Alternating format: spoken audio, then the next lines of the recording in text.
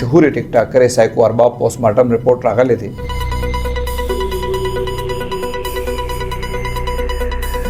هغې کې د دې خبرې وضاحت شوی دی چې یاره دې سره خو جنسي زیاتي نه ده شوې.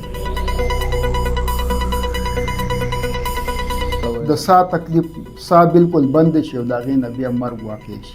ګرانو مرګرو، د پیښور د مشهور ټیک ټاکر سایکو ارباب پوسټمارټم رپورټ راغلی دی. پوسټمارټم رپورټ کې دا ټول تفصیل شته چې د هغې مرګ د څه د وجې نه شوی او هغې کمې نشي کړې وې.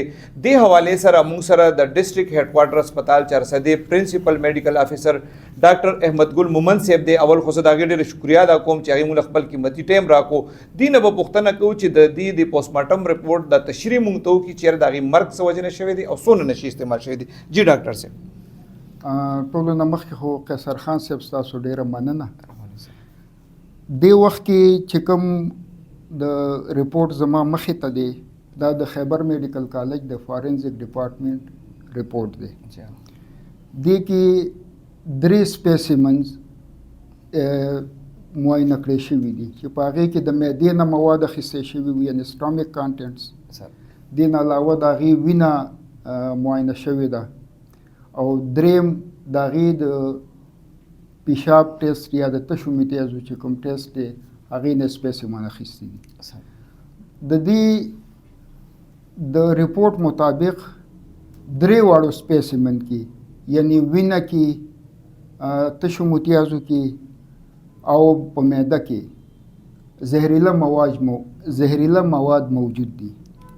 د هغې کې 6 زهریله مواد دي چې د هغې تفصیل ورکړی شوی چې په هغې کې ایتایل الکوهل دي چې عام ژبه کې ورته شراب ویلی کېږي. دویم کوکین دي چې دا هم یو نشهیز مواد دي. او دریم کینابس یعنې د چرس عام ژبه کې ورته چرس ویلی کېږي دغه هم پکې موجود دي. دې نه علاوه بینزوډایزپینز دي چې کوم عام خلک د آرام دپاره او د نشې دپاره د شپې د خوب دپاره کوم ګولۍ استعمالوي هغه بینزوډایزپین ګروپ دی چې هغې کې ویلیم او ډایزپام وغیره راځي. دې نه علاوه دې کې میتاډون هم شامل دی او یو ټرایسایکلیک انټي ډپریسنټس دي. دا ټول چې دي دا د یو کس د مرګ دپاره کافي دي. د دوی ځان له اثرات هم داسې دي چې دا مرګ واقع کولی شي چې په زیات مقدار کې وخوړلی شي او دا که بیا د دې مجموعي اثر شي نو دا خو بیا نور هم زیات شي. نو د دې رپورټ نه دا معلومیږي چې د دې مرګ د دې موادو د خوړلو نه واقع شوی دی. دې نه علاوه د دې نور معاینه هم شوې ده چې هغې کې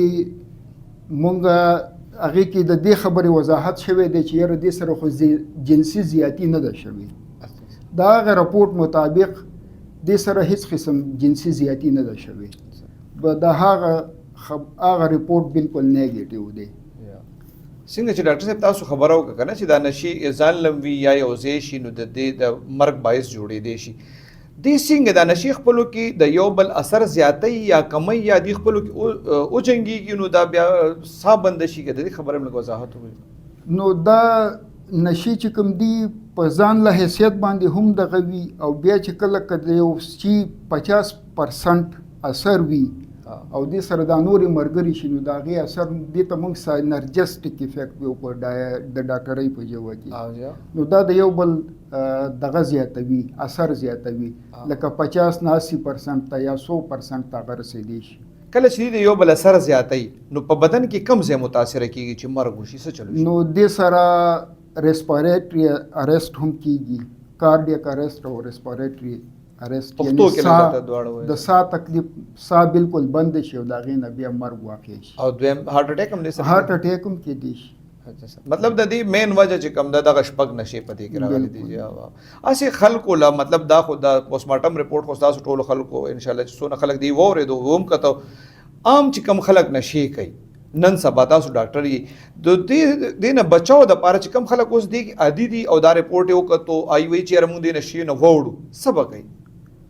نو نشه خو په هر حیثیت کې او په هر معاشره کې ممنوع ده او د دې دومره په بدن باندې غیر ضروري او ساید افیکټس یې دومره زیات دي چې د هغې خو په یو حالت کې م استعمال نه دی پکار. زموږ مذهب هم د دې خبرې موږ ته دغه کوي، تبلیغ کوي چې د دې نه ځان بچ کول پکار دي.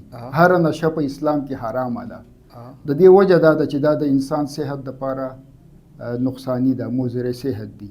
لہذا نن سبا نوجوانانو ته خاص کر دا پیغام دی چې دوی د هر قسم د شي نه ځان ساتي، ګنې نو د دې ډېر زیات غلط اثرات کوي. بیا به دا حال وي. بیا به دا حال.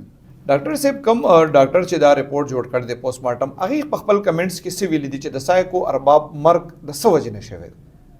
هغوی وایي چې د دې نشو د زهري د کوم زهریله مواد چې دي د دې د اثرات دا دي چې دې ریسپیریټري ارست کړی دی، یعنی د دې د عمل تنفس یې بالکل بند کړی دی. ساه اخیستلو سیستم د دې بند شوی دی د ساه بندېدو د وجې نه چې هغې ته موږ ریسپیریټري ارست ویو، د هغې د وجې نه د دې مرګ واقع شوی دی. مهرباني سر، ډېره مهرباني سر.